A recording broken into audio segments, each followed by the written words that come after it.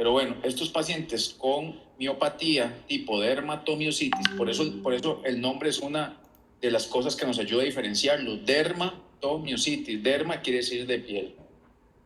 Pueden hacer edema facial, como esta foto que está acá, donde se ve una cara como hinchada. El paciente dice, doctor, es que yo me siento la cara hinchada, me la veo hinchada, los párpados hinchados. Puede haber hemorragias periunguiales. Tal vez este no es el mejor. Esta es una fotografía de unas manos de mecánico, pero ahora vamos a ver.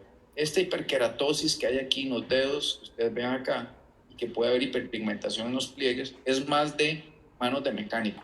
Pero las hemorragias periunguiales son muy similares a las que vemos en esclerosis sistémica. ¿Se acuerdan de la clase de esclerosis sistémica? Que pueden producir alteración de los capilares del lecho unguial. Pues la dermatomiositis también puede pasar, o lo podemos encontrar. El exantema en heliotropo. El exantema en heliotropo consiste en una coloración rojo-violácea que se da principalmente en los párpados superiores. Puede tener en los párpados inferiores pabellones auriculares e incluso mentón, o irse más allá. Pero lo más característico del exantema en heliotropo es en el párpado superior, incluso con aumento de volumen. Una de las cosas es que, por ejemplo, la dermatomiositis puede presentarse en niños. Eso se le llama dermatomiositis juvenil. Vean ustedes que este es un niño, al igual que un ejemplo que ahorita vamos a ver. El signo más específico de la dermatomiositis es uno que se llama las pápulas de Gottro, que en realidad no necesariamente son pápulas, pueden ser máculas, pueden ser otro tipo de lesión, pero que se caracterizan por ser eritematosas y aparecen en el borde posterior de las articulaciones, ya sea interfalángicas distales, proximales, metacarpofalángicas, incluso puede extenderse un poco más arriba y llegar hasta codo inclusive. ¿Okay? Estas lesiones eritematosas que pueden no dar molestia, pueden dar picazón o ardor, pero en realidad casi no dan molestia, son muy características, son las específicas de la dermatomiositis. Como les digo, no necesariamente son pápulas, como aquí dice pápulas, pueden ser también máculas o pústulas inclusive. La fotosensibilidad, muy parecido a lo que ocurre en lupus. Estos pacientes con dermatomiositis son fotosensibles. ¿Qué quiere decir? Que la luz del sol les precipita lesiones en la piel y pueden exacerbar y hacer eritema dependiendo de la zona que esté fotoexpuesta. Una de ellas es el signo del chal, como dice aquí. El signo del chal consiste en un brote eritematoso que aparece en el área geográfica donde se ubica un chal. Ustedes saben qué es un chal, ¿verdad? Que es como un tipo de bufanda grande que se ponen las mujeres que le abarca el cuello, la parte póstero superior de espalda, los hombros y la parte anterior del cuello. ¿Okay? La V del cuello, por eso, y ese es otro diferente, la V de cuello, que es en las personas que usan ropa un poquito más como escotado, por así decirlo, sobre todo las mujeres, hacen más eritema en esa zona por la exposición al sol y se llama V de cuello. Las manos de mecánico consisten en esa hiperkeratosis que se da acá, a veces con hiperpigmentación de los pliegues, por eso se llama manos de mecánico, porque si ustedes recuerdan ver un mecánico, luego estar todo el día trabajando con aceite de motores y todo esto, y después se va a lavar las manos, siempre le queda una hiperpigmentación acá donde quedó el aceite. Y esta hiperkeratosis que da en los dedos es muy característico también, por eso se llama así manos de mecánico. Oikilodermia, que es un tipo de lesión vascular que puede presentarse en extremidades, manos, en las piernas inclusive. La vasculitis, que también puede ocurrir, que consiste en la inflamación de los vasos sanguíneos de piel y dar una púrpura palpable, por ejemplo. Y la calcinosis. Lo mismo que ocurre en la calcinosis del CREST, de la esclerosis sistémica, puede ocurrir aquí. Esta es una radiografía vean cómo se ve todo este material blanquecino, así como esparcido, muy puntiforme. Eso es calcinosis. Y el problema que es una de las manifestaciones de más difícil manejo. De hecho, yo la peor calcinosis que he visto en mi vida es una paciente mía, se llama Anabel. Pobrecita Anabel, porque lo que más le ha dado problema ella tiene incluso un cáncer de mama desde hace más de 15 años. Entonces puede ser que su dermatomiositis esté asociada a ese cáncer. A pesar de que siempre la estudiamos para ver si ese cáncer está activo y nunca se la ha encontrado, pero la enfermedad sigue. Ella ha hecho una calcinosis por todo lado tan severa y es lo que más le ha dado problema. Y esa calcinosis se puede presentar en cualquier punto. Inclusive ustedes le tocaran, si pudieran tocarle el abdomen a esa paciente, es como tocar el caparazón de una tortuga en la parte delante, igual durísimo. Ahora, ¿qué otras manifestaciones? En casos más severos podríamos encontrar a nivel gastrointestinal. La musculatura se afecta y puede haber disfunción esofágica, como ya les dije. Entonces puede haber disfagia, puede haber regurgitación o vómito, puede haber broncoaspiración, y eso es un problema porque eso puede ocasionar cuadros de hiperactividad bronquial, asma, inclusive neumonías. Puede haber vasculitis abdominal, y Dios libre esto no ocurra porque esto es una emergencia, hay que meter al paciente en sala de operaciones porque la vasculitis abdominal produce, digamos abdominal no intestinal, produce necrosis del intestino y eso es una emergencia porque si se perfora, imagínense. A nivel de pulmón, los pacientes pueden presentar tos, disnea, la broncoaspiración que ya les dije, pueden hacer EPID o enfermedad pulmonar intersticial o alveolitis y causar hemorragia alveolar. Yo nunca he visto ninguna, pero una de las causas de hemorragia alveolar en enfermedad reumática, lupus, vasculitis y dermatomiositis. A nivel cardíaco, ya en casos muy severos se ha visto que hay afectación del músculo cardíaco también. Puede haber pericarditis, miocardiopatía, trastornos del ritmo. Son casos un poquillo más severos. Pero sí, cada vez que hacemos un diagnóstico de una paciente que viene activa con dermatomiositis, estamos en la obligación de descartar que no haya esto. El riñón en realidad es infrecuente. No es frecuente que el riñón se afecte. El riñón se afecta básicamente por una cosa. Y eso es por en un caso que exista una rhabdomiolisis severa, que eso puede pasar. ¿Okay? La rhabdomiolisis produce ¿qué?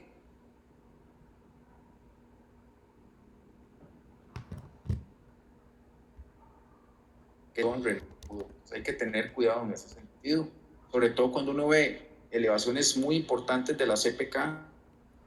Es importante tener el paciente hidratado, incluso darle diurético para que orine y no produzca la necrosis pulmonar. El síndrome antisintetasa. El síndrome antisintetasa más bien es como un subtipo de polimiositis que se caracteriza por un cuadro clínico manifestado por síntomas sistémicos. Los hacen fiebre principalmente. Hacen fiebre, hacen artritis, hacen fenómeno de Raynaud, hacen manos de mecánico, hacen enfermedad pulmonar intersticial. Y este cuadro de síndrome antisintetasa se asocia a ¿qué? Anticuerpos antisintetasa, así se llaman. Y estos anticuerpos tienen una peculiaridad, que son anticuerpos que no tienen reacción cruzada. O sea, que si ustedes lo tienen positivo, tiene el anticuerpo positivo. No es como el CUMS o el SMID o el ribonucleoproteínas que pueden ser por reacción cruzada. Estos no. Hay una gran cantidad de anticuerpos que se pueden asociar a estas enfermedades. Muchos de ellos están asociados a cierta manifestación fenotípica de la enfermedad, como por ejemplo la anti-SRP, que no es un anticuerpo antisintetasa, es un anticuerpo que se asocia mucho a mal pronóstico. ¿Ok? ¿Qué más? Este síndrome antisintetasa, algunos, que yo sepa, solo 1 o 2 casos han reportado, no, sino que la gente dice, mira, nos llegó un síndrome antisintetasa aquí en el país, y uno de ellos se encontró por compromiso pulmonar. Y a la hora de estudiarlo ya se le encuentran las otras cosas. Entonces puede ser que no nos llegue a nosotros de primera entrada. Luego está la miositis por cuerpos de inclusión. La miositis por cuerpos de inclusión tiene algunas cositas más diferentes a las otras dos.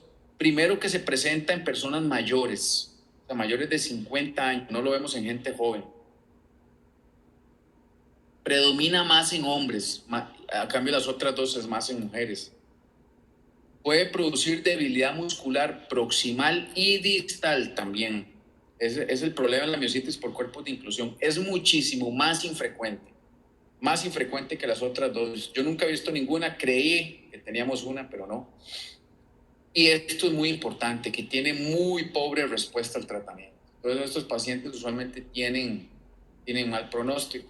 ¿Y por qué se le llama miositis por cuerpos de inclusión? Porque en la biopsia se ven inclusiones en el citoplasma y en el núcleo, como vacuolas también, dentro de las fibras musculares. Por eso se le llama así, miositis por cuerpos de inclusión. Ahora, se me olvidaba una cosa con la dermatomiositis. Usualmente los pacientes con esta enfermedad, hablo de dermatomiositis, presentan la debilidad concomitantemente con los síntomas de piel. Pero hasta un 15, no, un poquito más, tal vez un 30% de los pacientes pueden tener las lesiones de piel primero y después la afectación muscular después. Esto nos pasó con doña Anabel, la de la calcinosis, que primero empezó con los síntomas de piel y floridísimos. Usted la veían y la mujer era como morada. Y bueno, ya con alguna serie de tratamiento pues le fue bien. Y nunca hizo afectación muscular. Hasta un tiempo por allá se activó, hizo un poquillo de músculo y nunca más. A ese tipo de dermatomiositis se le llama dermatomiositis amiopática. Se lo voy a escribir aquí. Vamos a ver. Dermatomiositis no me da el chat. Dermatomiositis amiopática. ¿Qué quiere decir amiopática?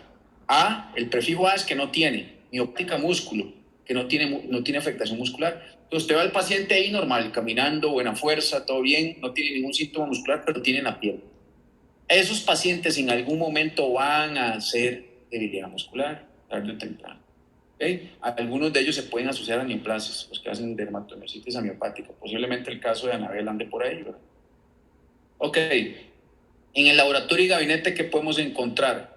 Podemos encontrar anemia, leucocitosis, trombocitosis, como cualquier otro proceso inflamatorio, elevación de reactantes de fase aguda, del nitrógeno ureico y la creatinina. Sobre todo el nitrógeno ureico y la creatinina lo vamos a ver en casos de rhabdomiolisis, donde ya haya lesión renal.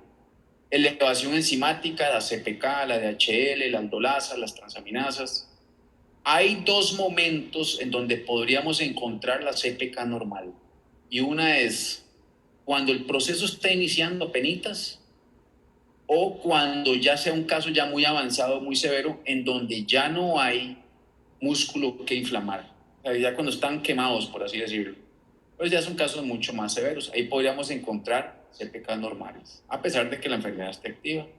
Mioglobinuria vamos a tener, ANA positivo en algunos casos, anticuerpos antisintetasas los pedimos, no siempre van a estar positivos, de hecho son muy poco sensibles. Siempre vamos a pedir una electromiografía para ver el patrón de miopatía, hasta un 10% pueden ser normales. Placa tórax, TAC de tórax, espirometría, esofagograma, o sea, los estudios necesarios para descartar que no haya compromiso a otro nivel, como por ejemplo corazón.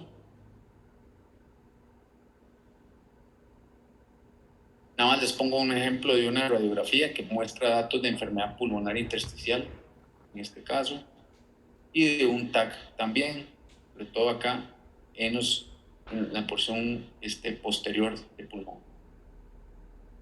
Ahora, la biopsia muscular. La biopsia muscular nos ayuda mucho, no solo para encontrar todos esos hallazgos que ya les dije, que el infiltrado inflamatorio, que la necrosis, regeneración de fibras, sino que también nos ayuda a diferenciar si el paciente lo que tiene es una dermatomiositis o una polimiositis, porque podríamos encontrar un infiltrado inflamatorio que a nivel de polimiositis es un infiltrado endomicial, o sea, dentro de la fibra muscular. En cambio, en dermatomiositis es un infiltrado interfascicular o perimicial, o sea, está fuera de la fibra muscular.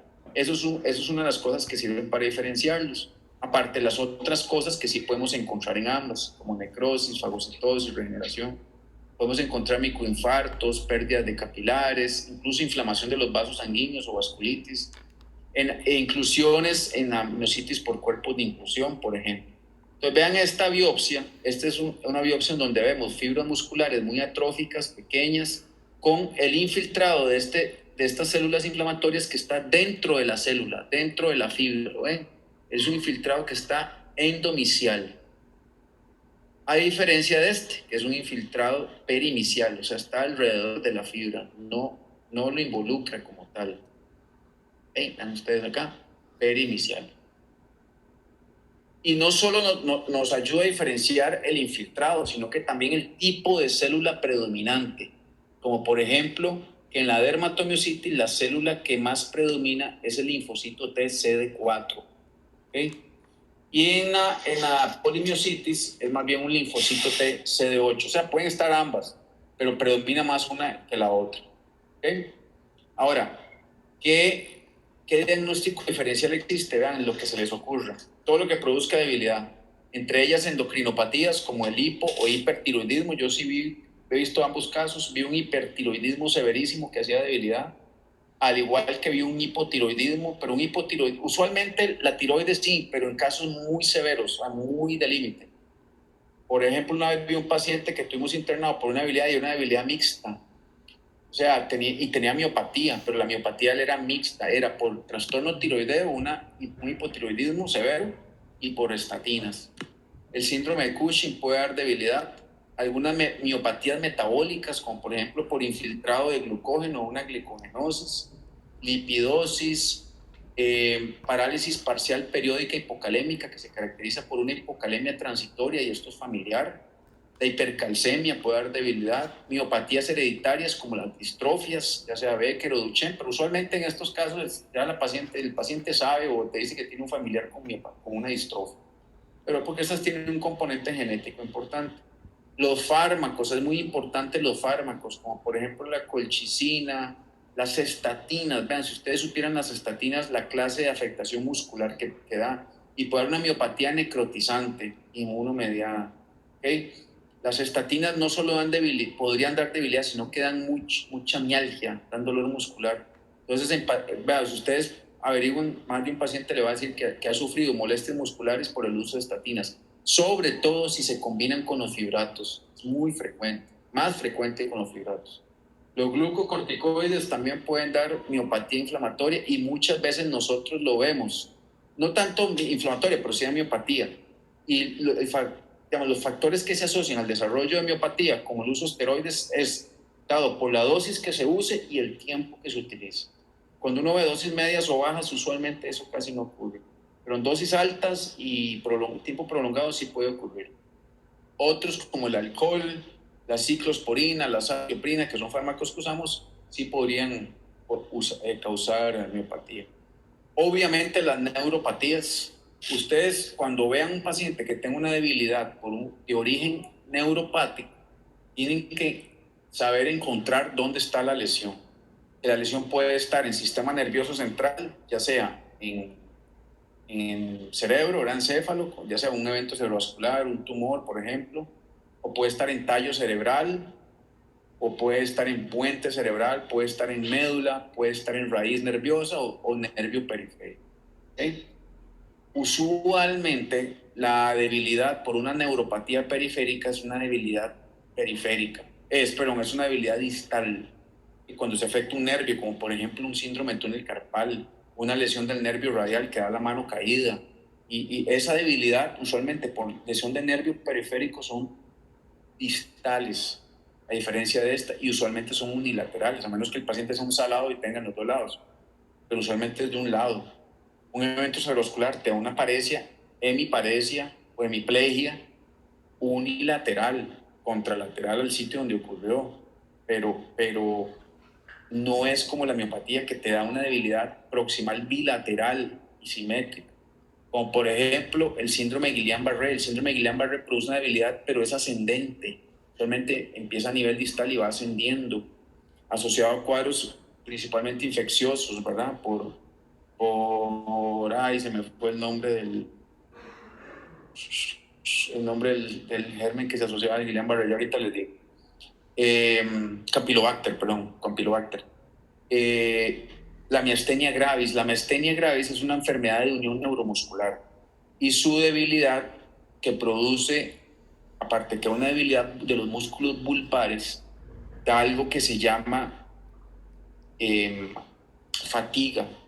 Y la fatiga consiste en que el paciente, luego de un periodo de reposo, empieza con buena fuerza muscular normal, y conforme va haciendo el movimiento, va haciendo contracción, va haciendo, digamos, movilidad, se va agotando, agotando, hasta que hay un momento en que ya no puede más, tiene que parar. Descansa y después otra vez el mismo. Eso hace mucho la miastenia gravis, y además eso hace entosis palpebral y cambios en el tono de voz. Algunas infecciosas podrían dar, no tan frecuentemente, algunos síndromes miálgicos como la fibromialgia, el síndrome de fatiga crónica o la polimialgia reumática. La polimialgia reumática es una enfermedad inflamatoria, esa la van a ver cuando vean las vasculitis, que se asocia, es usualmente una patología de adulto mayor, después de los 50, pero sobre todo después de los 70, que se asocia a dolor y rigidez. No es tanto debilidad, pero se puede confundir porque al paciente le cuesta reducir los brazos, alzar los brazos, le cuesta ponerse de pie de la cama o de una silla porque da dolor en cinturas, o sea, dolor y rigidez de cintura escapular y pélvica, y se asocia mucho a reactantes de fase aguda elevados, sobre todo la velocidad de eritrosedimentación. Pero se puede confundir uno, pero en realidad no es que produzca debilidad, lo que produce es dolor.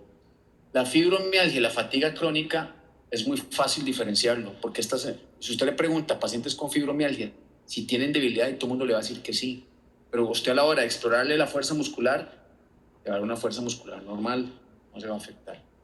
Factores de mal pronóstico: diagnóstico o que aparezca la enfermedad en asenectud, o sea, entre mayor sea uno, peor, asociado a malignidad, si tiene ya compromiso orgánico interno como faringio, pulmonar o miocárdico, si tiene síndrome antisintetasa. Entre más tarde inicio yo el tratamiento, pues peor es el pronóstico.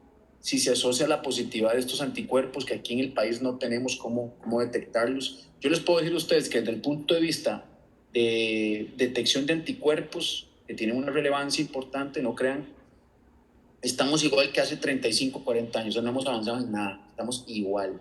¿Okay? Por eso, esto la miopatía nos hemos quedado muy mal, en realidad.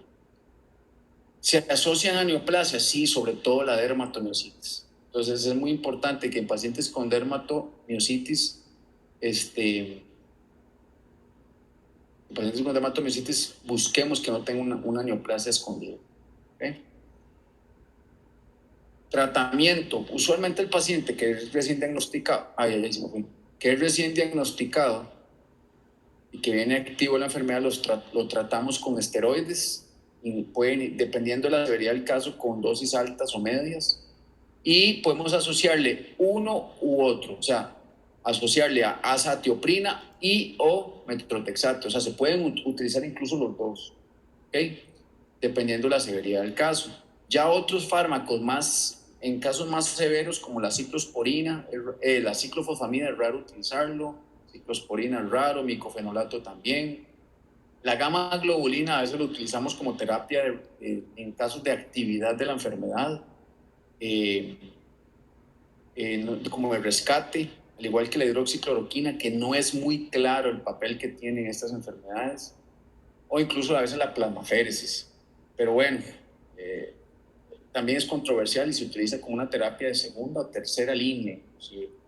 Pero uno de los fármacos que también se ha utilizado es la terapia biológica, sobre todo el rituximab. El rituximab se lo voy a anotar acá. Rituximab es un fármaco biológico que se caracteriza por bloquear al CD20, o el Cluster Determination se llama, el CD20 de membrana de los linfocitos B, que se puede utilizar en lupus, se puede utilizar en AR, se puede utilizar en linfomas tipo B, pero en la dermatomiositis también, y puede tener una buena respuesta. En el caso de esa paciente de Anabel lo utilizamos y le funcionó bastante bien, sobre todo como que paró la calcinosis y le hizo muy bien para la piel. Entonces, posiblemente en el futuro tengamos mejores tratamientos y podamos detectar mejor los anticuerpos para un mejor diagnóstico y evolución de la enfermedad, y para saber sobre todo el fenotipo que tenga. Bien, hasta aquí terminamos la clase. Era una clase más corta de lo usual. Si alguno tiene alguna pregunta o algún comentario, ¿ya ha quedado claro? Ajá, una consulta, dime.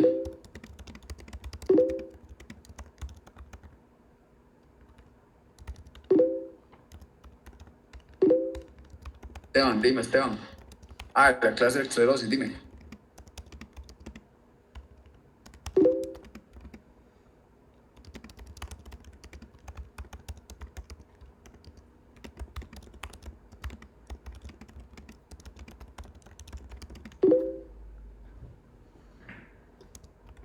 Ok, sobre la distribución de la afectación cutánea del CREST y la sistémica progresiva. Ok, el CREST, ambos afectan manos, ¿verdad? El CREST afecta, y ambas empiezan por manos. El CREST afecta manos, véalo así mejor. Si usted lo busca en internet lo va a encontrar facilísimo con un dibujo. Pero el CREST afecta de codos hacia distal, de rodillas hacia distal, cara y cuello. ¿Okay? En cambio, la sistémica progresiva, es generalizada. ¿Me explico? Entonces, usted para poder diferenciarlo de una vez, váyase a palparle el brazo o tocarle el tórax o el abdomen. Si hay afectación a ese nivel, usted ya sabe que es una sistémica progresiva, porque eso no lo hace el CREST. ¿Okay? Entonces, ¿queda claro?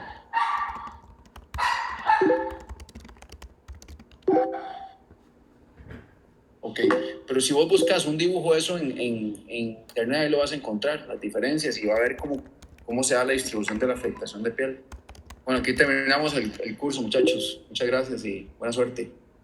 A ver si salimos de esta vara rápido. Esto me refiero al coronavirus, ¿verdad?